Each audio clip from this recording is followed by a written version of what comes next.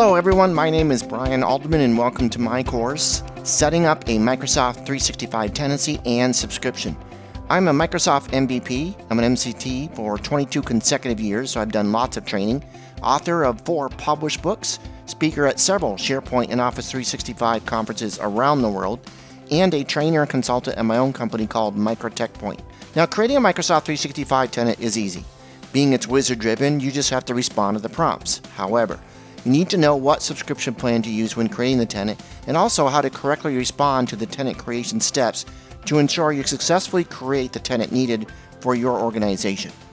Some of the major topics that we will cover in this course include the preparation to create the Microsoft 365 tenant, the actual steps necessary to create the tenant, optional configuration steps, some of which can be completed while creating the tenant, and then others are completed after we create the tenant.